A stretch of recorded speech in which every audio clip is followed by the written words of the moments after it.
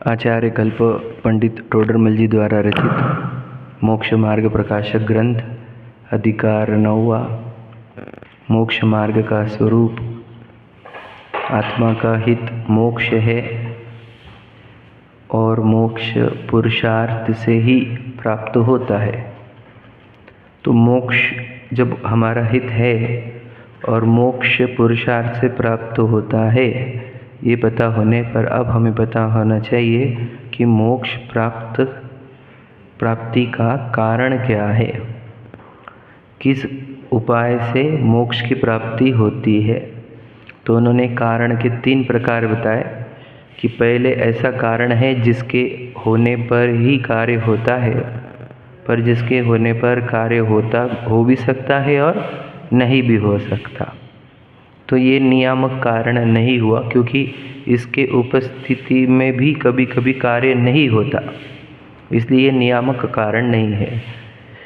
कोई कारण ऐसे होते हैं जिसके उपस्थिति में भी कार्य होता है और अनुपस्थिति में भी कार्य होता है। तो ये भी नियामक कारण नहीं, और इसको भी कारण कहना उपचार है, क्योंकि इसके तो अनुपस्थिति में भी कार्य हो जाता है। तो नियामक कारण कौन सा होता है कि जिसके उपस्थिति में कार्य हो और जिसके अनुपस्थिति में कार्य बिल्कुल ना हो, उसका नाम ही नियामक कारण है। बराबर है? यानी जो अगर यानी कारण अगर आ गया तो कार्य हो, ऐसा जिस कारण के वजह से होता है उस कारण को ही नियामक कारण कहते हैं।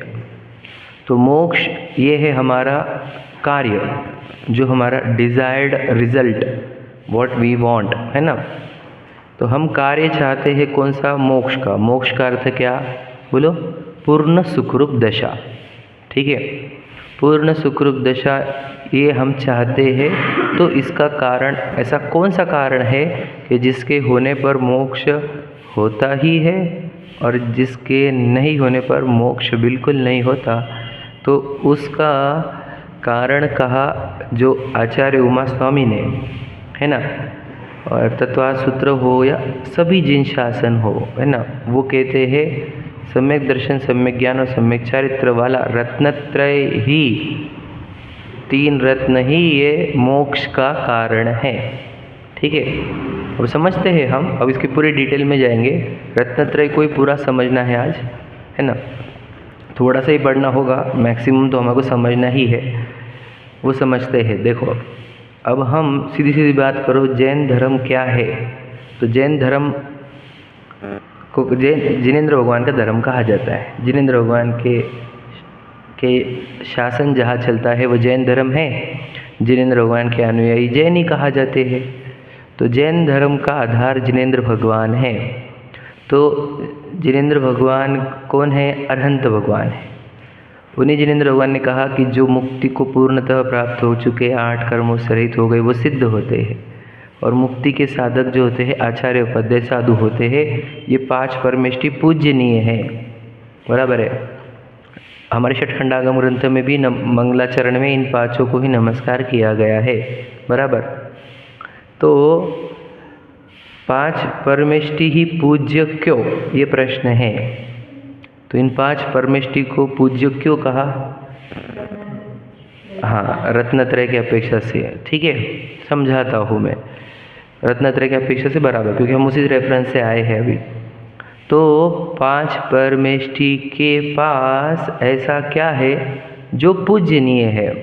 तो वो जो रत्नत्रय कह रहे हैं वो कहो, या सीधी बात में कहे, सरल भाषा में कहे तो सुख है। हाँ, सुख है। ठीक है, और अगर कहे अच्छे से, थोड़ा सा और टेक्निकल जाकर बताओ, तो शुद्ध पर्याय। बराबर है? अब जबकि देखा जाए तो है तो जीव द्रव्य ही। कौन? अरहंत सिद्धाचार्य पद्य साधु है कौन? जीव द्रव्य। तो जीव द्रव्य तो मैं भी हूँ, फिर उनमें क्या विशेषता है मेरे से? मैं उनको क्यों पूजूं? वो 5 नाम जीव के नहीं है, बोलो, अवस्था के ही है, पर्याय के ही नाम है। समझ रहे आप क्या बोल रहा हूँ मैं? तो हम उनको पूज रहे, मतलब किसको पूज रहे बता? शुद्ध पर्याय को ही, शुद्ध पर्यायों को ही पूजा जा रहा है। ये मंदिर काहे के लिए स्थापन किया? बोलो, जिनेंद्र भगवान की आराधना के लिए। तो जिनेंद्र भगवान मतलब किसकी आराधना? जिनेंद्र भगवान वाले जीव ने जो शुद्ध पर्याय प्रकट करी, उसकी आराधना के लिए हम ये जिन मंदिर आदि स्थापना करते हैं। समझ में आया? बात समझ में आ रही है? मतलब हम जो जैन धर्म में भक्ति कही गई है, पूरी भक्ति, जितना भी भक्ति रूप कहा है, मान लो उसमें देव दर्शन आ गया, गुरु की उपासना आई, और तीर्थ क्षेत्र की वंदना हुई, ठीक है, और विधान हुआ, पूजन हुआ, है ना। ये सब जो भक्ति है वो किसकी भक्ति है? तो सीधी सीधी बात है, ये शुद्ध पर्याय के धारक जीवों की भक्ति है। वहाँ पर भी हम उस जीव को मुख्य न करके उनकी पर्यायों को ही मुख्य कर रहे हैं। बात सही है कि नहीं? समझना अब अच्छे से, अगर आप गहराई से समझोगे तो आपको पूरा समझ में आ जाएगा जैन धर्म, पूरा की पूरा, गारंटी से आज के ही सेशन में पूरा समझ में आ जाए। तो मैंने पूरी भक्ति जितनी भी क्रिया कही है जैन धर्म में, देव पूजा, गुरु उपासना, ये जो कहे हैं देव गुरु की भक्ति, है ना, वो काहे की भक्ति है? उनके शुद्ध पर्यायों की ही भक्ति है। भक्ति का अर्थ क्या होता है?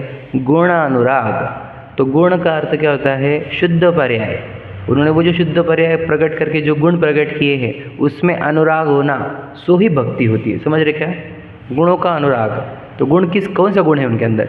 वो ज्ञान गुण, दर्शन गुण से अपेक्षा से नहीं, हो पर्याय, शुद्ध पर्याय जो उनके पास है ना, वो मेरे पास नहीं है, इसलिए मैं उनको पूछता हूँ या उनकी भक्ति करता हूँ। उनका अनुराग है मुझे, उनके शुद्ध पर्यायों का, शुद्ध अवस्था का, वो अनुराग ही मेरा भक्ति भाव होता है। समझ में आ रहा है? मैंने बताया था वीतरागी का राग, है ना, वीतरागता का राग, वही भक्ति होती है। समझ में आ गया? तो जैन धर्म में जितना भी भक्ति, पूजन, वंदना जितनी कही है, वो काहे की कही गई? शुद्ध पर्याय के धारक जीवों की। बराबर है? ओके। अब थोड़ा सा और आगे बढ़ता हूँ मैं। तो ये शुद्ध पर्याय के धारक है और मेरे पर्याय अशुद्ध है। बात समझ में आ गई?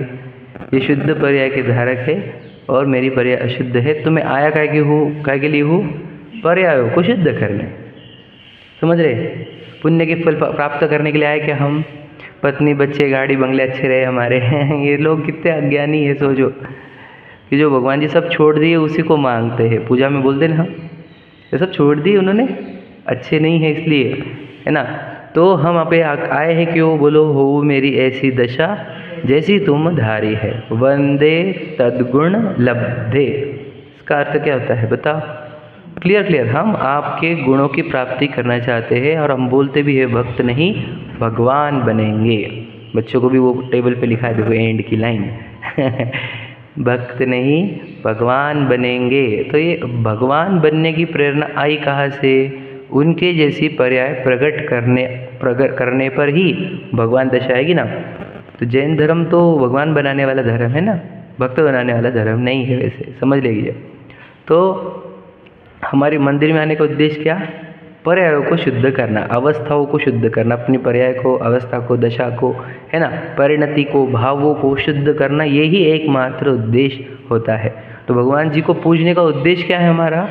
बिल्कुल सिंपल समझो ना, पुण्य का संचय का उद्देश्य है हमारा, ना वो कोई हमारे को देंगे आशीर्वाद, वो भी उद्देश्य नहीं है। तो शुद्ध पर्यायों की प्रेरणा ही एकमात्र उद्देश्य पूजने का। समझ रहे ना? शुद्ध पर्याय की प्रेरणा मिले ताकि मैं अपने अंदर शुद्ध पर्याय प्रकट करूं। समझे कि नहीं? एकलव्य को द्रोणाचार्य से आशीर्वाद मिला था क्या? तो भी एक्सपर्ट वो आर्चर कैसे बन गया? क्योंकि उसने प्रेरणा ली बस वो प्रतिमा से। बात समझे क्या? उसका तो दृष्टांत से मैंने बताया कि प्रेरणा ली जाती है। तो फिर द्रोणाचार्य जी ने सिखाया कि नहीं सिखाया? आप समझे कि नहीं? वैसा ही है प्रतिमा से, आपको वो सिखाएंगे या हम प्रेरणा लेंगे तो हम भी एक्सपर्ट लेवल के, बोलो, चेतन बन जाएंगे, एकदम गजब के। समझ रहे? बिल्कुल वही की वही है दृष्टांत। तो भगवान जी के पूजने का उद्देश्य पर्यायों को शुद्ध करने का ही है और कुछ नहीं। समझे क्या नहीं? अब पर्याय की बात आ गई ना, तो पर्याय को ही फिर कुछ और नाम है जो हमें को पता होने चाहिए। तो देखो, हम सब है जीव द्रव्य, ये बात समझ लीजिए।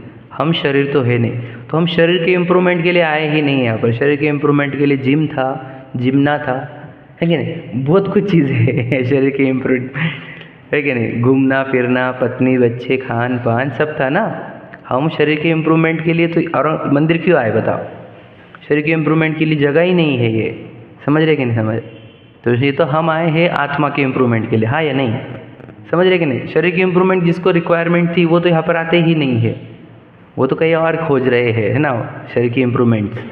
तो हम आए हैं आत्मा की इम्प्रूवमेंट। तो आत्मा एक्चुअल में क्या है? तो आत्मा काय से बना हुआ है? बोलो, आत्मा काय से बना हुआ है? अनंत गुणों से। समझ रहे कि नहीं? पुद्गलों से नहीं बने हुआ है, मिट्टी से नहीं बने हुआ है, याद रखना, मिट्टी से बने वाली चीज़ नहीं है वो, गुणों से बनी हुई है। तो उसके अनंत गुणों में उसके 3 प्रधान गुण हैं। समझ रहे? उसके 3 गुण एकदम पावरफुल है। वो 3 गुणों के शक्ति के कारण, 3 गुणों की ताकत के कारण ही वो अपना कार्य कर सकता है। मतलब उसके स्ट्रॉन्गेस्ट 3 गुण कौन से गुण है? वही श्रद्धा गुण, ज्ञान गुण, चारित्र गुण, है ना। ये एकदम स्ट्रॉन्गेस्ट गुण है उसके, और उसमें भी बताऊंगा एक एक करके। ये पूरा चैप्टर इंपॉर्टेंट है, ध्यान से सुनना। तो हम इम्प्रूवमेंट कहाँ में करने आए हुए हैं? श्रद्धा गुण, ज्ञान गुण और चारित्र गुण की पर्यायों में। बराबर है कि नहीं? लॉजिकली जा रहे हैं ना अपन? तो श्रद्धा गुण की पर्यायों के नाम पहले समझते हैं। बोलो, श्रद्धा गुण की पर्यायों के नाम क्या है जो आपको ध्यान में आ रहे, वो बताओ। बताओ, श्रद्धा गुण की पर्याय के नाम। अपने पर्याय के नाम, मतलब वो जो वर्किंग करती है उसको हम क्या नाम देते हैं? विश्वास, एक, ठीक है। बोलो और? प्रतीति, ठीक है। विश्वास, प्रतीति, हाँ बोलते जाओ। मैं इधर बोलते जाओ और बोलते, हाँ, अहमपना, वेरी गुड। बाकी लोग नहीं बोल रहे, काकी जी बोल रहे, बताओ। हाँ, बाकी लोग से सुन रहे। अभिप्राय बोला, बड़ा बढ़िया नाम एकदम। बोलो, बोलो और? एक वर्ड रह गया इम्पोर्टेंट, विश्वास को, हाँ, और एक क्या बोला था आपने? नहीं, अभिप्राय हम बना तो ठीक है मेरे पास। प्रतीति एक बोला था, ठीक है। बोलो और क्या है? एक रह गया, नहीं गड़बड़ हो गई, गलत आंसर। एक रह गई चीज़, श्रद्धा भी कह सकते हो, तो श्रद्धा गुण ही है वो उसकी पर्याय का नाम पूछ रहे हम। अनुभव, गलत हो गया, हाँ गड़बड़ कर रहे। और एक नाम है जो, ठीक है आपने बोल दिया, बराबर आ गया है आंसर। एक रह गया, रुचि। रुचि भी है उसका नाम। पद्रवंते भिन्ना, आप में रुचि वर्ड है ना, रुचि। तो रुचि, श्रद्धा की जगह विश्वास, प्रतीति, अहमपना, और अभिप्राय, ठीक है। 5 नाम बोले हैं। बेटा लिखे क्या? लिखो ना हर्ष भैया, मिस कर जाओगे, बहुत इंपॉर्टेंट चैप्टर है। रुचि, अहम, अभिप्राय, विश्वास, प्रतीति, ये क्या है? श्रद्धा गुण की पर्याय के नाम। एक ही पर्याय है, उसके 5 नाम हैं। समझ गए भैया? तो एक अभी आप बोले थे कि एक वर्ड गलत बोल दिया था, उसको कहते हैं, हाँ हाँ, कितने बार करूँगा? रुचि, अहम, अभिप्राय, विश्वास, प्रतीति, ठीक है। अब ज्ञान गुण है हमारे पास, उस ज्ञान गुण की पर्याय के नाम बोलो, चलो। हाँ, अनुभव बोलो, हाँ हाँ, अतिक्रम, अधिगम, अरे अधिगम तो ठीक है, जानना भी, सादी भाषा में जानना। एक कहा अनुभव, उपयोग, बोलो और? बराबर, आ गया, हाँ क्या?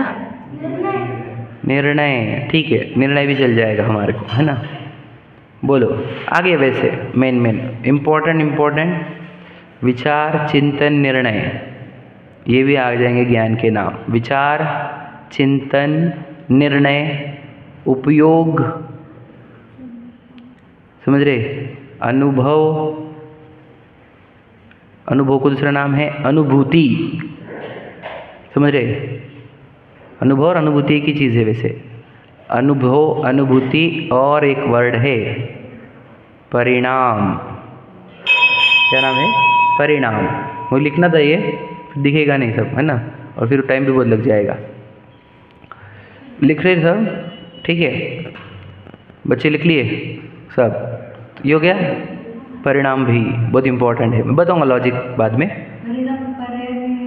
पर्याय कोई परिणाम बोल देंगे, ऐसा लग रहा है ना आपको? पर जो अपन जो बोलते हैं ना, परिणाम वर्तमान परिणाम, परिणाम क्रिया, परिणाम अभिप्राय, तो वो वाला परिणाम है ये, समझे? ठीक है। तीसरा, जब ज्ञान गुण की पर्याय हो गई, अब चारित्र गुण की पर्याय लिखनी है आपको। चलो, चारित्र गुण के नाम बराबर स्थिरता एक, दूसरा एक स्थिरता, दूसरा हाँ, वो व्यवहार हो गया बेटा, बहुत ही बेसिक हो गया वो। वैसे वैसे ही बात है। समता भी ठीक है, वेरी गुड, अच्छा नाम दिया आपने। लीनता, लीनता ठीक है, स्थिरता, लीनता, और एक वर्ड रमणता। संयम वैसे वो पर्याय का नाम नहीं है, वो पर्याय का, वो विधि का नाम है, विधि का। थोड़ा सा समझने की कोशिश करना। हाँ, वो भी वही दिक्कत है जो आप बोल रहे हो। मैंने क्या कहा, उस पर्याय चारित्र गुण की पर्याय का नाम खोजना है हमें। अब आप क्या कर रहे हो, मोक्ष मार्ग की पर्याय का नाम बोल रहे हो। चारित्र गुण की मोक्ष मार्ग वाली पर्याय का नाम संयम है। क्या समझे? मैंने अनुभव कहा, तो अनुभव में किसका नाम है? आत्मा का अनुभव कि शरीर का अनुभव? दोनों भी आ गए ना। अनुभव ये हमारे ज्ञान गुण की पर्याय है, समझ रहे क्या? हाँ, मग्नता बोला ना मैंने, स्थिरता, रमणता, मगनता, मग्नता जो बोल रहे हैं आप। और एक रह गया ध्यान, ध्यान ठीक है। चरण मतलब हाँ, रमणता में आ ही गया वो, तो उसके सब सिनोनिम्स हो गए, समझ रहे? स्थिरता कहो, रमणता कहो, या एक इम्पॉर्टेंट वर्ड जो है ध्यान, बराबर है। ये हो गए चारित्र गुण के पर्याय। अब ये एक क्यों समझना है, क्योंकि फिर मुझे आगे बढ़ना है। पहले समझ में आ गया श्रद्धा गुण के पर्याय के नाम हमने अहम, अभिप्राय, विश्वास, प्रतीति, रुचि ये कहा। ज्ञान गुण के पर्याय विचार, चिंतन, उपयोग, परिणाम, अनुभूति, ठीक है, अनुभव। चारित्र गुण के पर्याय स्थिरता, रमणता, ध्यान ये कहे, ठीक है।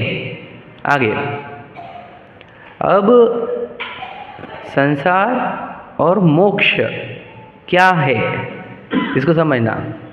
संसार और मोक्ष वस्तु स्वरूप से क्या है, अगर ध्यान से सुनेंगे आप तो समझ लेना, बहुत इंपॉर्टेंट बात है। ये तीन गुण हमारे पास है। ये तीन गुण अगर बोलो,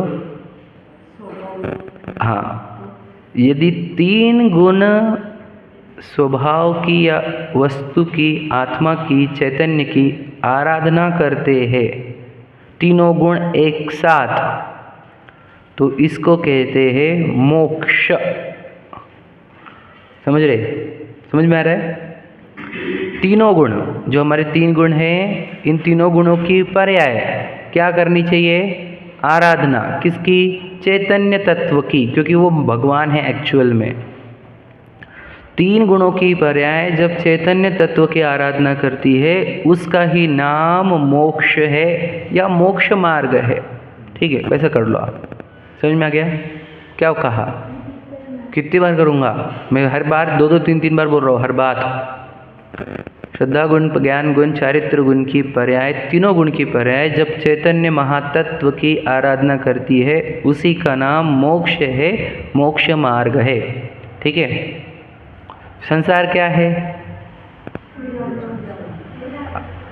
बस तू पत्नी, बच्चे, गाड़ी, बंगले, ये वो चार गतियाँ, कुछ भी नहीं है संसार। कहाँ संसार है? श्रद्धा गुण, ज्ञान गुण, चारित्र गुण की पर्याय। बोलो, आराधना कर रही कि विराधना? वो तो बोल रहे, हाँ बिल्कुल सही बात है। चैतन्य महातत्व की विराधना और देह की आराधना। संसार क्या है, समझ में आ गया? ये तीन गुणों की पर्याय जब चैतन्य महातत्व की विराधना करती है, तो वो होता है संसार। संसरणम, समझो संसार शब्द कहाँ से आया हुआ है? चैतन्य से संसारित होने का नाम ही तो संसार है। तो चैतन्य से संसारित होकर जाता कहाँ है वो? संसार मतलब फिसलना, बताएं, सटकना। तो चैतन्य से संसारित होकर, बेटा बैठो उधर, चैतन्य से संसारित होकर कहाँ जाता है वो? नहीं नहीं नहीं, कहाँ से सटक के कहाँ जाता है? शरीर में। नहीं समझा क्या? बता देता हूँ आपको। देखो, श्रद्धा गुण की पर्याय निकली हमारी, जिसका नाम आप सब जानते हो, सब्स्टिट्यूट नाम दिया मैंने आपको। वो उसका काम क्या है? सादी भाषा में अहमपना स्थापन करना या रुचि करना। अब उसे आत्मा की रुचि नहीं हुई तो उसको रुचि काहे की हो जाएगी? देह की रुचि हो जाएगी। समझ रहे क्या कह रहा हूँ मैं? तो आत्मा की रुचि से सटकना तो अपने आप ही देह की रुचि हो जाना। समझे? वापस समझना, आत्मा में अहमपना नहीं हुआ तो देह में अहमपना हो जाएगा। समझ रहे? विराधना क्या होती है? संसरण क्या होता है? संसार क्या होता है? समझा क्या? फिसलना क्या होता है? तो हमारी श्रद्धा गुण की पर्याय फिसल रही कि नहीं फिसल रही? फिसली हुई है क्या संभली हुई है? ये बताओ। समझ रहे ना क्या बोल रहा हूँ मैं? फिसली हुई है कि नहीं है? फिसल रही है, और इसी का नाम संसार भी। ये जब श्रद्धा गुण की पर्याय फिसल रही है तो मुक्ति मार्ग में है क्या? समझिएगा क्या कह रहा हूँ? ध्यान से समझना, इंपॉर्टेंट बात, बहुत गहरी। मेरे को बहुत कुछ बोलना है, मेरे पास समय नहीं इतना कंप्लीट करने को। बहुत कुछ कहा जा सकता है एक एक मुद्दे पर। तो श्रद्धा गुण का फिसलना समझ रहे आप क्या है? विराधना क्या है? तो देखो मैं सिंपल बताऊँ आपको। श्रद्धा गुण का काम क्या है? अहमपना स्थापन करना या रुचि करना, ये बताया हमने। तो सोचो, श्रद्धा गुण की पर्याय अहमपना किस में स्थापन कर रही है? मिट्टी के आकार में, जो एकदम टेम्पररी है, थोड़े दिन के लिए बना हुआ, मल मूत्र से बना हुआ, पूरे के पूरे अंग उपांग जड़ता से भरे हुए। समझ रहे? मल मूत्र नौ द्वार घिनकारी, दुर्गंधमय नौ, समझ रहे? द्वार से जिसमें से गंदगी निकलती है, जो मिट्टी का आकार है, कर्मों ने बनाया हुआ है, पुद्गल का है, जड़ है, जिसमें ज्ञान नहीं, दर्शन नहीं, सुख नहीं, ऐसे मिट्टी के आकार में अहमपना स्थापन कर रही है। सोचो, उसकी रुचि कर रही है वो। और इधर अनंत गुणों से भरा हुआ शाश्वत चैतन्य, हीरा, ज्ञान, दर्शन, सुख, वीर्य से भरा हुआ उस चैतन्य की रुचि छोड़कर, जो शाश्वत है, ध्रुव है, उसकी रुचि छोड़कर इस मिट्टी के ढेले की और मलमूत्र से भरे हुए ढेले की रुचि करना, यही तो वह, बोलो, मिथ्या दर्शन नाम का संसार का महाकारण है। राजी समझ रहे? श्रद्धा गुण को और क्या कहते? दर्शन भी कहते। समझ रहे? तो फिर उस गुण की में किसकी आराधना चल रही है या किसकी विराधना चल रही? समझ रहे? चैतन्य की विराधना और शरीर की आराधना, इसी का नाम संसरण, संसार है। समझ गए? जिसकी श्रद्धा गुण की पर्याय आत्मा की विराधना करती हो और शरीर की आराधना करती हो, ऐसा जीव यदि 28 मूल गुणों को पालन करता है, निरतिचार, तो उसको संसार का नेता कहकर, द्रव्यलिंगी कहकर मोक्ष मार्ग से बाहर कर दिया।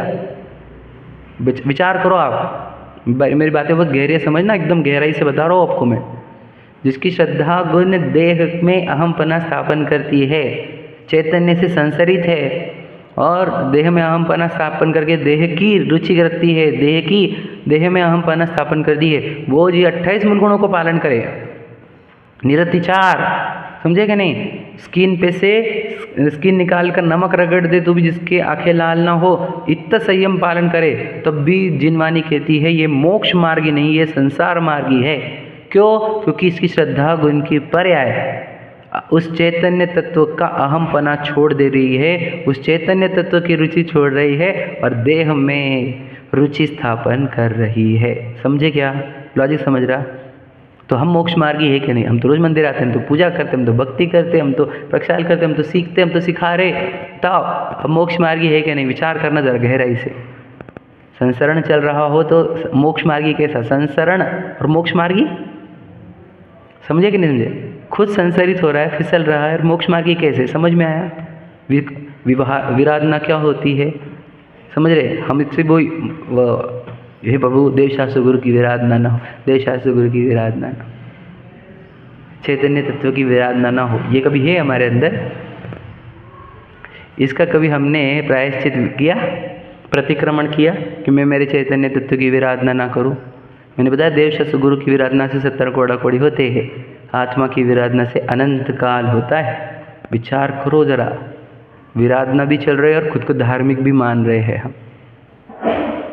क्या हम बहुत धार्मिक, हम बहुत धार्मिक, वो देखो लोग कैसे, हम तो देखो कैसे। भैया तो किस बात से बोल रहा है? ये थोड़ी सी क्रिया चेंज कर ली तूने, उसके वजह से समझ में आ गया? श्रद्धा गुण, ज्ञान गुण, चारित्र गुण, उनके पर्याय के नाम और पर्याय के बाद हमने विराधना क्या होती है वो बताया। तुम श्रद्धा गुण को बोल रहे तो कैसे फालतू है ना, चिढ़ रहे हम उसको, गुस्सा कर रहे कि तो ये गंदी देह का श्रद्धा करती है, उसमें अहमपना स्थापन करती है, उसकी रुचि करती है। तो वो क्या बोले? ज्ञान गुण, ये ज्ञान गुण को बोलो। वो ज्ञान गुण बोल रहा है कि ये मैं हूँ, मेरे को तो आंखें है नहीं, है ना। श्रद्धा गुण को अंधा कहते हैं, है ना, क्योंकि वो विवेक, वो ज्ञान गुण के आधार पर चलती है ना। तो ले ज्ञान गुण कैसे क्या कर रहा है? वो देह को मैं जान रहा है, इसलिए मैं अहमपना वापस स्थापन कर रही हूँ। समझ में आ गया? हम ज्ञान गुण पे आए, तो ज्ञान गुण को बोला क्यों भैया ज्ञान, ये देह तू है क्या? तो समझ में नहीं आता, तो जानने वाला है ना, तो देह को जान। तो वो देह को जानता है क्या ज्ञान? वो देह को जानता नहीं, वो ज्ञान देह में जितने छिद्र है, इन छिद्रों के माध्यम से पर पदार्थों को, यानी एक तो मिट्टी के आकारों को, भोगों को या ज्ञेयों को जानने में व्यस्त होने से उसको ये देह भी जानने में नहीं आती और जानने वाला भी जानने में नहीं आता। समझ में आया? देह जानने में आ रही उसको। देखो वो छिद्र से ना, खिड़की को प्रयोग करने वाला खिड़की को नहीं जान रहा है, क्या समझा? खिड़की के बाहर के पदार्थों को जानता है, देह को जानता है। वो देह को जानता नहीं है। देह को जाने तो क्लियर कट समझ में आया कि मैं नहीं हूँ। जान रहा है वो देह को? बता, सच में बता ना, बात समझना, इंपॉर्टेंट गहरी बात है। उसको देह क्यों जानने में आ रही? क्योंकि देह की खिड़कियाँ यूज़ कर रहा है वो, समझ रहे? इंद्रियों को, जिसको इंद्रिया बोला जाता है, इंद्रियों को यूज़ करेगा तो इंद्रियों से तो बाहर की चीज़ें दिखती ना, देह भी थोड़ी दिखती उससे। तो समझेगा क्या कह रहा हूँ मैं? इंपॉर्टेंट बात है। देह में तो खिड़कियाँ है, पूरी इंद्रियों से भरी हुई है वो, है ना। पूरी की पूरी सब अंग उपांग पूरे इंद्रियों से भरे हुए, स्पर्शन इंद्रिय के और ये 4 इंद्रिय यहाँ पर, और इसका प्रयोग चलता कि नहीं चलता हमारा। तो ज्ञान को देखा, तो ज्ञान क्या कर रहा है? इंद्रियों के छेद यूज कर करके पुद्गलों को, भोगों को, ज्ञेयों को जानने में रुचिवंत है। अब सोचो उसको नया नया ज्ञेय जानने में आने की बहुत रुचि थी कि ये जानो फिर वो जानो, फिर टेलीविजन से, मोबाइल से, है ना, news channel, news update, new understanding, new video game, या फिर न्यू व्हाटएवर जो उसका इंटरेस्ट होगा, new dressing, new garba party, whatever, new reel, है ना। तो ये इधर लगे हुआ है वो ज्ञान। लगे हुआ है कि नहीं लगे हुआ? विचार कर लो आप। हाँ हम हैशटैग वगैरह जो भी है चलते हैं ना, नए नए उपयोग को वो नए नए विषय मिलते जा रहे हैं, बराबर है। अब इसको ये समझ ही नहीं रहा कि देख नया नया जो जानने में आ रहा है, ये जानने वाली एक ज्ञान नाम की सत्ता, ज्ञायक, उसमें से ज्ञान गुण की पर्याय निकल रही है, उसमें जानने में आ रहा है। बाहर दुनिया में कहीं पे भी जानने में नहीं आता। तो जानने वाला वहाँ पर है तो भी उसको जानने वाला जानने में नहीं आ रहा। समझे क्या कह रहा हूँ मैं? समझ रहे? सोचो उसको महत्व किसका है? मुझे वो जानने में है, मुझे वो जानने में है, मुझे वो जानने में है। ये समझ नहीं रहा कि जानने वाला मैं हूँ। क्या कह रहा हूँ मैं? ज्ञेय आसक्ति बताई थी मैंने आपको। वो तो ज्ञान जो है हमारा, वो जानने वाले को जान रहा है क्या? सोचो बहुत ज़्यादा। हाँ तो वही तो कह रहे। सोचो फिर ज्ञानी जब खुद को जानने को तैयार नहीं, वो उनको चेयर दे दो भाभी, उनको चेयर दे दो दादी को इधर। हाँ तो जब ज्ञान स्वयं को जानने को तैयार नहीं, थोड़ा नज़दीक ले लो उनको, इधर से आ जाएंगे क्या? हाँ इधर रख दो, इधर इस साइड में। हाँ जब ज्ञान ही स्वयं को जानने को तैयार नहीं है, विचार करो। हाँ तो हाँ बस ध्यान दे दो जरा। जब ज्ञान स्वयं को जानने को तैयार नहीं है तो श्रद्धा अहमपना स्थापन कैसे करेगी उसके अंदर? विचार करो जरा। ज्ञान को ही अभी तक मेरी सत्ता समझ में नहीं आई है तो श्रद्धा अहमपना स्थापन कहाँ करेगी? विचार करो। ब्लैंक में करेंगे क्या? अंधेरे में जब कुछ भी दिखा नहीं है, तो कुछ भी दिखा नहीं उसमें श्रद्धा कर ले, करेगा क्या वो? जिसको जाना ही नहीं गया है उसका श्रद्धान होगा कैसे? समझे क्या क्या कह रहा हूँ मैं? लॉजिक समझ रहे क्या भैया? समझ रहे क्या? जितना क्लैरिटी से समझोगे उतना स्पष्ट हो जाएगा मोक्ष मार्ग आपको, होगा कि नहीं? तो ज्ञान गुण हमारा, सोचो मैं खुद को ही देखता हूँ, नई नई चीज़ जानने का रहता है, और जानने वाला जो निकल रहा है जिधर से ज्ञान गुण पर्याय निकल रही है, तो सोचो महत्व इसका होना चाहिए था कि किधर से ज्ञान की पर्याय निकलती है हर समय, है कि नहीं? हर समय नए ज्ञान की पर्याय, हर समय नई ज्ञान की पर्याय निकलने का जो उगम स्थान है वो हम उसी को नहीं जान रहे हैं। यही है फिर वो क्या है बताओ? ज्ञान क्या कर रहा है बताओ? चैतन्य की विराधना हो रही कि नहीं हो रही? जानने वाले को ही नहीं जानता, तो वो ज्ञान संसरित हुआ है, हो रहा है कि नहीं हो रहा है? इंद्रियों के माध्यम से संसरित हो रहा है, समझ गए? तो इंद्रियों का प्रयोग इज इक्वल टू संसरण, हाँ या नहीं? इंद्रियों का प्रयोग इज इक्वल टू संसार, समझ गए? तो हम इंद्रियों का प्रयोग भी करेंगे और मोक्ष मार्गी भी हो जाएंगे, ऐसा नहीं होगा। समझ गए बात को? गहरी बात है, इंपॉर्टेंट बात है। इंद्रियों का प्रयोग कर करके संसार मोक्ष मार्गी नहीं होंगे, फिर कैसे होगे? हमने क्या कहा कि अगर आपको मोक्ष मार्ग प्रारंभ करना है तो पहले ज्ञान को सम्यक करना होगा, उसका संसरण रोकोगे तो फिर श्रद्धा का संसरण रुकेगा, हाँ या नहीं? तो ज्ञान में ही पुरुषार्थ होता है, ये अपन पढ़ के आ गए हैं, ज्ञान गुण में ही पुरुषार्थ करना है। तो ज्ञान गुण का संसरण रोकने के लिए क्या उपाय कहा? क्या उपाय कहा बोलो? हाँ, एकांत में लेकर जाओ उसको, ज्ञान को, समझ रहे कि नहीं? उस ज्ञान को एकांत में लेकर जाओ और इंद्रियों का प्रयोग पूरा बंद करो, बराबर है ना? इंद्रियों का प्रयोग बंद करो और उस ज्ञान को भी आंखें बंद करने पर लौकिक चीज़ें ना दिखे, इसके लिए 12 भावनाओं के चिंतन बोलो या सामायिक पाठ के चिंतन के माध्यम से उसे आत्मा तक लेकर जाओ, तब वो ज्ञान उस जानने वाले वस्तु को जानता है। मैं आपको बताऊँ, जो भी सामायिक का प्रयोग करे होंगे 1-1.5 घंटे अगर आप बैठोगे तो आपको ये बॉडी ना ऑटोमेटिक सेपरेट दिखने लग जाती है, मतलब वो ऐसी पड़ी हुई दिखती है, वो ऐसा लगता है मेरा उस पर कंट्रोल ही नहीं है। ये आपने देखा है कभी? समझे ना भैया? तो एटोमाइजेशन पे वो देह जो हो जाती है ना, वो जड़ जैसी दिखने लग जाती है और चेतना मेरे अलग से फ्लो हो रही है, ये समझ में आने लग जाता है। तो ये जब ज्ञान को आप ऐसा कार्य करोगे तो इंद्रियों का संसरण रोकोगे इंद्रियों के माध्यम से, तो ज्ञान जानने वाली सत्ता को जानेगा। तो जानने वाली सत्ता को जब ज्ञान जानेगा तो ज्ञान से हुई आराधना जानने वाले की, तो फिर श्रद्धा भी आराधना करेगी उसकी, तो श्रद्धा भी अहमपना स्थापन करेगी उसमें, और ये हो गया सम्यक दर्शन और सम्यक ज्ञान। समझ रहे? आराधना विराधना समझ में आई आपको? थोड़ी सी मैं थोड़ा सा और समझाना चाहता हूँ। पहले संसरण समझ में आया आपको? संसरण कहाँ हो रहा है? कहाँ पे संसरण है बताओ?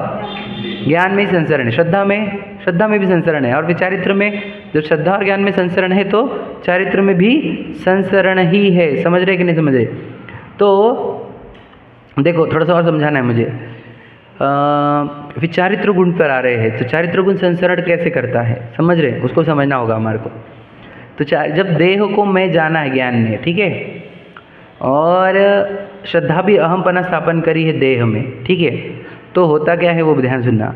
अब मेरा ध्यान जो होता है निरंतर देह का रहता है क्या नहीं? तो देह का ध्यान रहने से क्या होता है? देह का ध्यान रहने से देह संबंधी चिंताएं, इच्छाएं, कर्तापना, है ना, ये सब अनंत क्वांटिटी में मेरे चित्त में घूमते हैं, हाँ या नहीं? भय भी, चिंताएं भी, कर्तृत्व भी, भोक्तृत्व भी, समझे कि नहीं समझे? ये इतनी क्वांटिटी में घूमते हैं। इस घूमने को ही राग और द्वेष कहा जाता है, इसको ही आर्त और रौद्र ध्यान कहा जाता है, और इससे मुझे बोलो तड़पन होती है, इच्छा होती है, दुख होता है। ये है वो दुख जिसका नाम संसार है। समझे क्या? दुख मैंने देखो श्रद्धा गुण के संसरण में दुख नहीं बताया आपको, ज्ञान गुण के संसरण में भी दुख नहीं बताया, चारित्र गुण के संसरण में दुख बताया। समझे क्या क्या कहा मैंने? लॉजिक समझना, आप गहराई समझना, मैं जितनी गहराई बताना चाहता हूँ। समझ में आया क्या? बहुत इंपॉर्टेंट है ये, बहुत ज़्यादा इंपॉर्टेंट, क्योंकि हमारे को पता ही नहीं चला आज तक हमारे को करना क्या है, किधर करना है ना?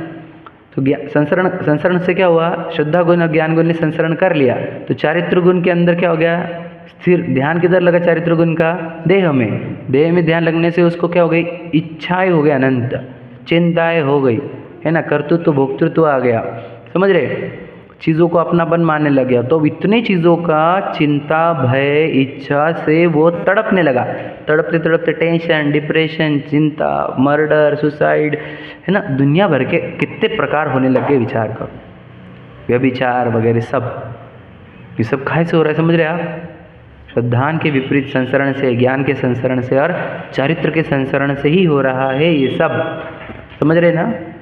ओके, एक दृष्टांत दे देते अपन, देखो कि ज्ञान गुण, जैसे एग्जाम्पल मेरे ले लेते हैं ना, मेरा ज्ञान गुण क्या कर रहा है कि ये जो मिट्टी का आकार है, मनुष्य आकार, जो कर्मों ने बना के दिया हुआ है मनुष्य आकार, है ना, उस शरीर को मैं जानता हूँ, मेरा ज्ञान ये जानता है कि ये मैं हूँ, जो दिख रहा है ना सामने आपको वो, और इसका नाम विशाल रखा था तो मैं खुद को विशाल भी मानता हूँ, ठीक है। और मेरा श्रद्धा गुण भी देह में अहमपना स्थापन करती है, ठीक है। तो अभी होता क्या है, मुझे दिन भर विचार किसके आते हैं? विशाल के।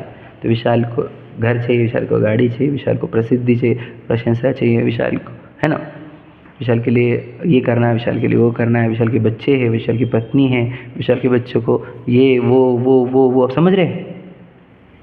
अब क्या होता है, ये विचार देखो, सिर्फ श्रद्धा गुण ने और ज्ञान गुण ने देह में मैं बना स्थापन किया, तो चारित्र गुण जो हमारा ज्ञान गुण, चारित्र गुण है, वो शरीर का ध्यान करने लग गया। इससे विचारों का समूह क्रिएट हुआ, मतलब क्या, विचारों का बादल मेरे अंदर छा गया, विचारों का बादल। ये विचारों के बादल से हुआ क्या, मेरे वचन भी शरीर के हित के लिए निकलने लग गए कि यार क्या करते आएगा आप लोग, घर के लिए, गाड़ी के लिए क्या करते आएगा, पत्नी बच्चों के लिए क्या करते आएगा, समझ रहे? और फिर क्या होने लग गया कि फिर घर के लिए ये करते आएगा, तो बॉडी के एक्शंस पूरी जो चालू हो गई वो पूरे शरीर के हित के लिए चालू हो गई। लॉजिक समझ रहे आप? समझे क्या क्या कहा मैंने? कहाँ से हुआ ये हम बॉडी की एक्टिविटी में क्यों है, हम समझ ही नहीं पाए आज तक कि मैं इतना कमाता क्यों हूँ, मैं इतना खाता क्यों हूँ, मैं इतना पैसे क्यों जमा कर रहा हूँ, मैं बच्चों के लिए इतना क्यों सोचता हूँ। आप समझे क्या फॉल्ट कहाँ से है, कहाँ से निकली है नदी, है ना, समझ रहे ना कहाँ से? देह में अहमपना स्थापन होने से ज्ञान ने देह को मैं जाना है, श्रद्धा ने अहमपना स्थापन किया है, चारित्र गुण से उस देह का ध्यान चल रहा है निरंतर, उससे विचारों के समूह क्रिएट हुए मन में, वही विचारों के समूह वचन में आए और फिर वही बॉडी की एक्टिविटी में आए, समझे कि नहीं? और इसलिए फिर निरंतर में व्यस्त जो रहता हूँ वो किधर रहता हूँ, उस देह के हित में, व्यापार, खान पान, भोग, संग्रह, पत्नी, बच्चे, घूमना फिरना, है ना, एंजॉय करना, फोटो, सेल्फी, रील्स, वीडियोस, ये सब एग्जाम्पल है, ये बहुत सारे लगाए जा सकते हैं। समझिएगा क्या कह रहा हूँ मैं? तो एक्चुअल में हमारे साथ क्या हो रहा है ये समझ में आए? तो कोई भी जीव आपके पास सामने दिख रहा है आपको, मतलब जालना रोड पे जाओ, मर्सिडीज़ में घूम रहा है, तो आपको क्या दिखना चाहिए, समझ में आए? संसारी जीव कैसे दिखने चाहिए? मुझे बताओ, ये डॉगी है, दिन भर क्या करता है? डॉगी का एग्जांपल ले लेते हैं अपन, चलो समझना आप ध्यान से। दिन भर वो करता क्या है बताओ भैया, आप समझना उसके जो हम कहते वही करता है मेरे को तो उसको बताना है आपको, ताकि हमको समझना है कि हम भी सेम टू सेम है, कोई चेंज ही नहीं है। देखो, उसके ज्ञान गुण उसको बता रहा है कि मैं डॉगी हूँ, बराबर है। श्रद्धा गुण ने डॉगी के शरीर में अहमपना स्थापन किया है। चारित्र गुण उस देह का, यानी डॉगी के शरीर का ध्यान कर करके उसके मन में डॉगी के विचार घूम रहे हैं कि अपने को हड्डी कहाँ मिलेगी, कुतिया कहाँ मिलेगी, रोटी कहाँ मिलेगी, कौन अपने को ध्यान देता है, कहाँ अपने को बैठने को दिया जाता है, कहाँ से अपने को हकाल दिया जाता है, ये सब विचार। उसके कारण भौंकना भी होता है और दिन भर घूमना भी होता है। तो वो व्यस्त है कि नहीं 24 घंटे? तो कौन व्यस्त कर रहा है उसको, विचार करो। चिड़िया को देख लो आप, समझ रहे? संसार समझ में आ रहा है आपको, है क्या संसार? और सेम टू सेम ये विचार, सेम टू सेम लगाओ अपना नाम, है कि नहीं भैया? अब हमको लगता है हम इतने बड़े मेस में फंस गए हैं, मैं इतने बड़े मोह जाल, इसको बोलते हैं मोह जाल। तो समझ आई नहीं, दिन भर बिजी रहता, भैया टाइम ही नहीं मिला, स्वाध्याय को टाइम ही नहीं मिला। हमको पता है तू कहाँ फंसा है बेटा, तुझे इतना देह का ध्यान कराया जा रहा है कि तुझे 24 घंटे में एक बार भी समझ में आने नहीं दिया जा रहा है कि तू जीव है, चेतन राजा, परमात्मा तत्व, समझ रहे? भगवान, आत्मा, अनादि अनंत शाश्वत सत्ता, समझ रहे? बिल्कुल समझ में आने दिया नहीं जा रहा, क्योंकि तुझे देह के कार्य में व्यस्त क्यों हुआ? मन विचारों से घिर गया था। मन विचारों से क्यों घिर गया? क्योंकि चारित्र गुण उसका ध्यान कर रहा है, इस देह का ही निरंतर ध्यान कर रहा है।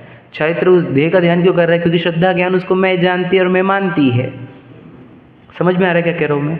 ये पूरी प्रक्रिया साइकिल समझ में आ रही है क्या आपको? ये अगर समझ में आ गई तो पूरा मुक्ति का मार्ग आपके सामने खड़ा हो जाएगा आज के आज। समझ में आ गया? अब इससे फल क्या होता है? इसका फल अगर हम ऐसे, तो अब हमारा कौन विराधना कर रहा है? श्रद्धा गुण भी विराधना कर रहा है। समझ? श्रद्धा गुण की पर्याय भी विराधना कर रही है, ज्ञान गुण की पर्याय भी विराधना कर रही है, चारित्र गुण की पर्याय भी विराधना कर रही है। तो इससे फल में क्या आएगा हमारे साथ? इस विराधना का फल क्या है? बोलो भैया। संसार। संसार मतलब क्या? अरे विराधना का नाम ही संसार है। हाँ, चारों गति बोलो। चारों गति संसार अलग अलग चीज़ है। आप समझे नहीं? अभी तो समझा मैंने इतनी देर से। 3 गुणों की विपरीत पर्याय का नाम संसार है भैया, कोई जगह का नाम थोड़ी संसार होता है।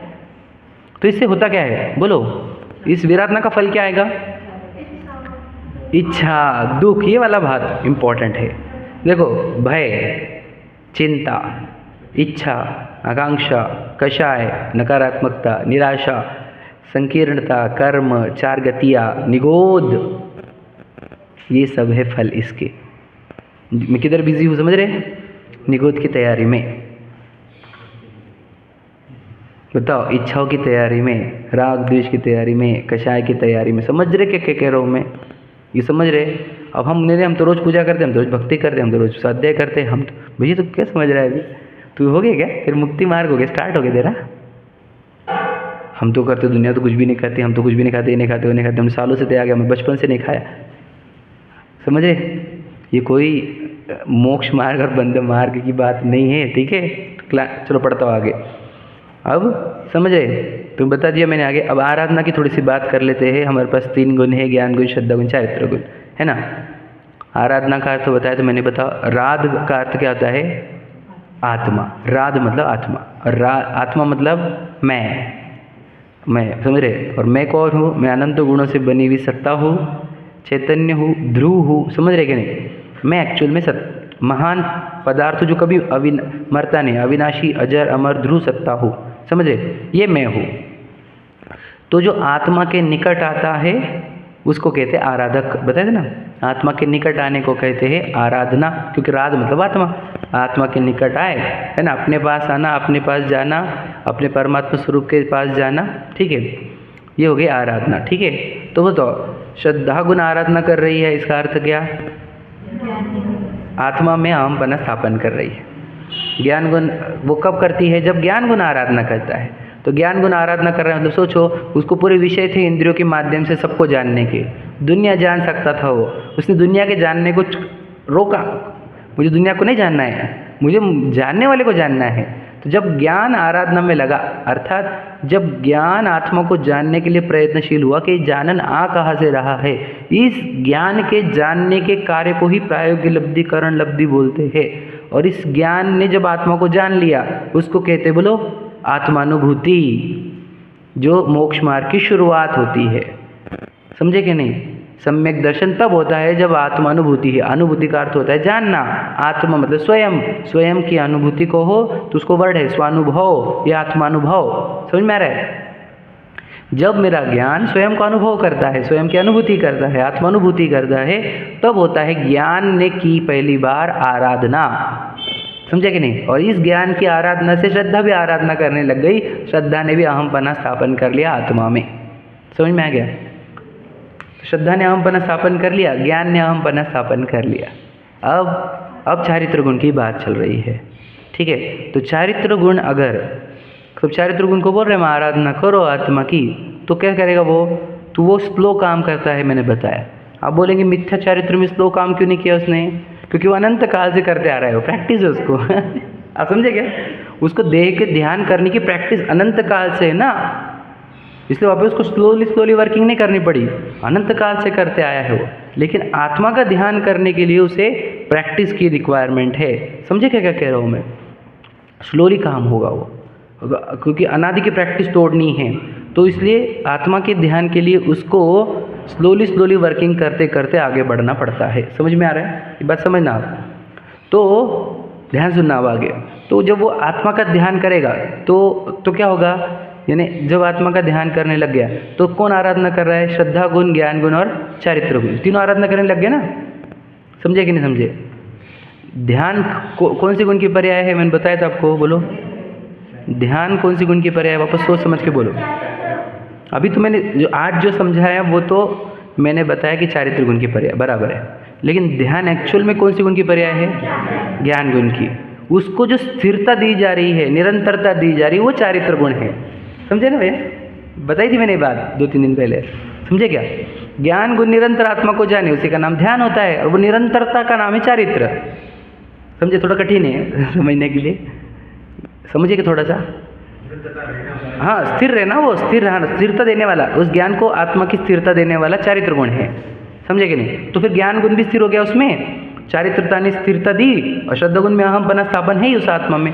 तो तीनों गुण जब आत्मा में, आत्मा की आराधना करते हैं, तीनों गुण, समझ रहे कि नहीं? श्रद्धा गुण भी चैतन्य की आराधना कर रही है, ज्ञान गुण भी चैतन्य की आराधना कर रही है ना, चारित्र गुण भी चैतन्य की आराधना कर रही है। इन 3 गुण जब आराधना में लगते, इसी का नाम मोक्ष मार्ग है। सम्यक दर्शन ज्ञान चारित्र मोक्ष मार्ग, ये है उस सूत्र का अर्थ।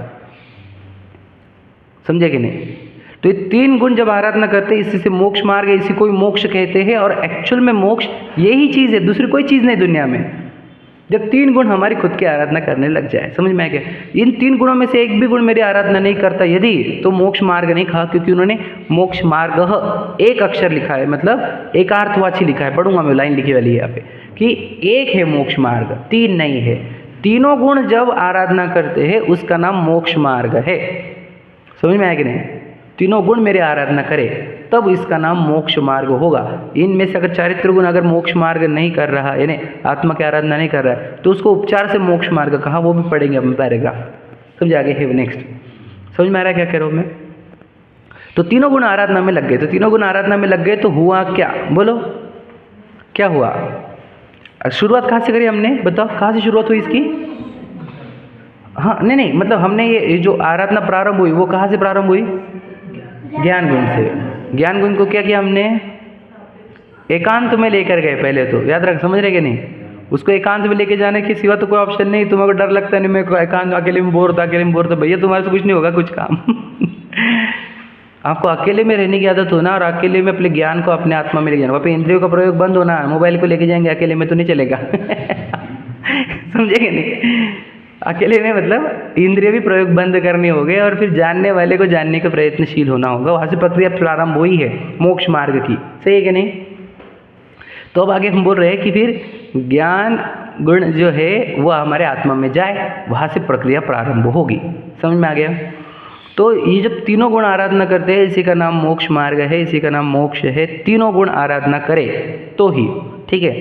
तो आराधना की शुरुआत में भी याद रखना, हमने ज्ञान को आत्मा की ओर कब लेकर गए? याद रखना, हमने एकांत स्थान कब लिया? कौन बोला हमारे को एकांत स्थान का? जब हमने जिनेंद्र भगवान के पास आए। ध्यान सुनना, और मैं पीछे लेके जा रहा हूँ। जिनेंद्र भगवान ने हमारे को बोला अपने ज्ञान को अपने आत्मा की ओर लेकर जाओ। ये है प्रेरणा के स्थान। समझे? बताया ना, को प्रेरणा स्टार्ट में बताई थी मैंने, शुरुआत वहाँ से की थी, है ना, एकलव्य तो ये है वो जिन्होंने मुझे बोला कि अपने ज्ञान को एकांत में लेकर जाओ और अपने आत्मा को जानो। भगवान जी है वो जिन्होंने मुझे प्रेरणा दी इसकी, किसकी? आत्मानुभूति की। मुझे मुनिराज भी आत्मानुभूति की प्रेरणा देते हैं, और मुझे जिनवानी भी आत्मानुभूति की प्रेरणा देती है। ये 3 हैं जिन्होंने मुझे बोला एकांत में जाओ, और फिर मैंने उनका सुना, तो मेरे साथ ये सब हुआ है। ये 3 नहीं होते ना, याद रखना, ऐसे सच्चे देव और सच्चे गुरु और सच्चे शास्त्र ना हो तो वो बोलते ही नहीं आत्मा के पास जाओ, वो बोलते हमारे पास आओ, हम तुम्हारा भला करेंगे। समझे कि नहीं? फिर 5,000 रुपये दो, फिर ये करेंगे, 10,000 रुपये दो, फिर ये करेंगे, 2 लाख रुपये दो, फिर ये करेंगे, ऐसे ऐसे रहते फिर वो। समझे क्या? सब अलग अलग स्कीम रहती है। सच्चे देव सच्चे गुरु कौन? जो अपने को अपनी आत्मा की ओर लेकर जाए। जाओ भैया चलो आत्मानुभव करो। आत्मानुभव की प्रेरणा देने वाले ही सच्चे हैं भैया, हम तो किसी को कुछ नहीं बोलते। आत्मानुभूति की प्रेरणा दो, स्वानुभूति की प्रेरणा दो, स्वानुभव की प्रेरणा दो, है कि नहीं? अरे हम भगवान हैं, हम सब व्यापार है, एक भी ये शरीरों के अंतर है, बस कर्मों ने बनाए हुए है, तो सबकी सब भगवान, एक भी अंतर नहीं। मेरे दृष्टि से देखो तो, जिनवानी दृष्टि से देखो, द्रव्य दृष्टि से देखो तो एक भी जीव भगवान से कम नहीं है। इनको भगवान पना क्यों ना दिखाया जाए अपना? क्यों ना समझाया जाए इनको, उनको बोलो भैया तो जा एकांत में देख अपने आप को, भगवान है तो, समझे कि नहीं। तो स्वानुभूति की प्रेरणा दी जाती है, देनी ही चाहिए, स्वानुभव ही। ठीक है, अब देखो अंतिम लाइन जो बोलना है, फिर आराधना करेंगे तो फल क्या मिलेगा, आराधना का फल क्या मिलेगा? बिल्कुल, सुख शांति, पहले 2 वर्ड सबसे इम्पोर्टेंट वर्ड जो हमारे को चाहिए थे अनादि से। दैट्स व्हाट आई नीडेड, समझ रहे, कब से मैं इसी की खोज रहा था, सुख शांति कहाँ मिलेगी। तो देखो श्रद्धा गुण में अहम बना स्थापन कर रहे अपने परमात्मा तत्व में, ज्ञान गुण भी अपने आत्मा को जानता है, और चारित्र गुण भी उसमें स्थिरता है। तो मुझे क्या मिल रहा है बताओ, मुझे सुख मिल रहा है ना, मुझे शांति मिल रही है, निर्भयता, निशंकितता, निकांक्षितता, समझे कि नहीं, ये मुझे जो प्राप्त हो रहा है, that's what I needed from अनादिकाल, ये चाहिए था मुझे। और ये तभी मिलेगा जब 3 गुण आराधना करेंगे। चारित्र गुण भी आराधना छोड़ देगा तो इच्छाएं हो जाएगी, तो फिर वापस से दुख ही बना रहेगा, समझे कि नहीं समझे। इसलिए ये खेल पूरा 3 गुणों का है, और 3 गुण समझ रहे। इसलिए सोचो उमा स्वामी आचार्य जी की जो कहानी सुनी थी हमने, कि वो कहीं आहार को गए तो वहाँ पे कोई विद्वान था, उसने अपने घर पे लिखा था दर्शन ज्ञान चारित्राणि मोक्ष मार्ग, याद है ना, कहानी सुनाइए। तो बोले दर्शन ज्ञान चारित्र गुण तो सबके पास है, हम सबके पास, उससे थोड़ी मोक्ष मार्ग होता है। तो उन्होंने शब्द ऐड किया, सम्यक दर्शन ज्ञान चारित्राणि मोक्ष मार्ग, कि ये श्रद्धा ज्ञान चारित्र गुण का जब सम्यकपना होगा, यानी तीनों जब तीनों गुण आराधना करेंगे तब मोक्ष मार्ग होगा। तीनों गुण के वर्किंग होने से मोक्ष मार्ग नहीं है, तीनों गुणों के आराधना में लगने से, सम्यक होने से मोक्ष मार्ग है। तो हमारे पास 3 गुण हैं और हम उन 3 गुणों से विराधना कर रहे हैं, मिथ्या दर्शन ज्ञान चारित्र कर रहे हैं, जिससे हमारे को संसार मार्ग हो रहा है। समझ में आ गया क्या? इसलिए सारांश ये है, देह दर्शन से प्रेरणा मिलेगी, काय की, आत्मानुभूति की, आराधना की। फिर देह दर्शन से आत्मा अनुभव की और आराधना की प्रेरणा मिली तो ज्ञान को अपने एकांत में लेकर जाओ, उससे क्या करो, आत्मानुभूति का प्रयत्न, आत्मानुभूति स्वानुभव का प्रयत्न करो, स्वयं को पहचानने का, जानने का प्रयत्न करो। ज्ञान ने स्वयं को जानने पहचानने का प्रयत्न किया तो आत्मा श्रद्धा गुण वहाँ पे अहमपना स्थापन करेंगे। फिर बार बार अपने आत्मा का ध्यान करने का प्रयत्न करो, तो क्या होगा, जितना ध्यान होगा उतने शांति और निराकुलता और आनंद मिलेगा। और अगर आप पूरा ध्यान करने लग गए आत्मा का, तो पूर्ण शांति, पूर्ण सुख, उसी का नाम मोक्ष है। समझ में आया?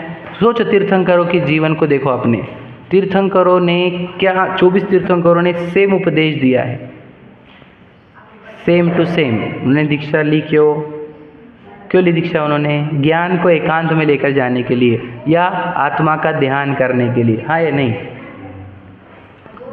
प्रेरणा, तीर्थंकर का उपदेश और हमारा चैप्टर मैच होता कि नहीं होता? सोचो उनका जीवन क्या बता रहा है।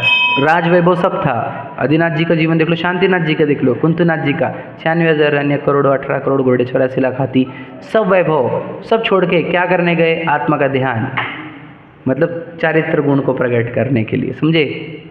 विचार करो। तो ये आपके सामने पूरा मोक्ष मार्ग है। अब अपने श्रद्धा गुण, ज्ञान गुण, चारित्र गुण से विराधना कर करके मोक्ष मार्गी नहीं हो सकते हम।